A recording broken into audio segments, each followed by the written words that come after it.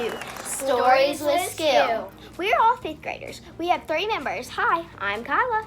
I'm Shayla. And I'm Josie. We'll be doing Harris Burdick stories in this episode. You're probably wondering what Harris Burdick stories are. Well, it consists of a series of images created by Harris Burdick, a man who has mysteriously disappeared over years. Each image is accompanied by a title and a single line of text, and which encourages readers like us to create our own stories. Many famous writers have tried to put their own twist on these little pictures. We're going to be reading a story, A Strange Day in July, written by Shayla Harris. We will all be reading these parts from a Harris Burdick story. A Strange Day in July. Bye, kids. Y'all come back in time for dinner and catch something for us to eat, Mom reminded Thomas and Sadie as they ran out the door. Bye, we'll be back in a few, Sadie replied as she grabbed her fishing pole. She raced off to catch up with Tucker, who was practically already at the riverbank. It was a great day to be out and about. The air was so crisp, the wind was so light, and there were just 2 clouds in the big light blue sky. When they reached the river, the children found a path to walk down closer to the water to fish. Sadie dug up some bait and applied it to her fishing line. Thomas casted his line out almost to the other side of the river. That's because he had a good arm from playing baseball almost every weekend. They waited and waited. Then Thomas got a bite. A big bite. Whoa, you got a big one on the line, Sadie shouted as Thomas attempted to reel in his outrageous fish. What'd you use for bait? Chicken nuggets. Duh, Thomas replied, for Sadie should have known she had an awfully strange brother. He, and with a little bit of Sadie's help, reeled in the fish, and it was humongous.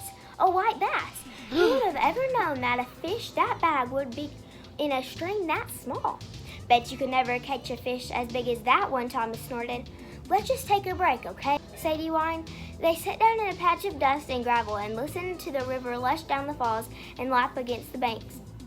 I'm going to skip a few rocks over there, Thomas said, going to pick up a few small stones. He picked up the next smooth stone to throw, and it was then something very strange happened. He threw with all his might, but the third stone came skipping back.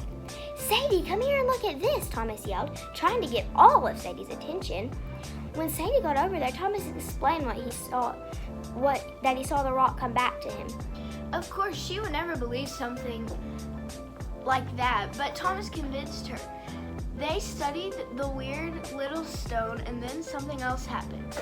The rock transformed into a human figure. It didn't look normal, though. It had red horns and was walking around with a stick that looked as if it was made of fire. Excuse me, what is the stick for, sir? Sadie asked, unsure about this man. He got a little bit closer. Chase you and eat your flesh and bones. The monstrous man started to run, but the children ran away from him. They ran as fast as they could, but the stranger followed to catch up.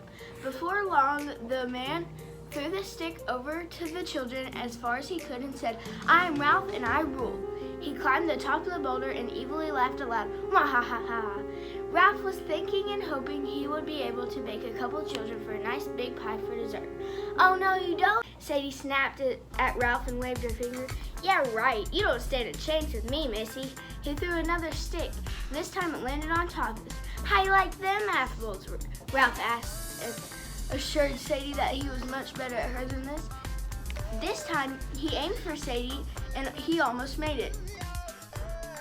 Sadie jumped up and panted. Her heart was racing and she broke into a cold sweat.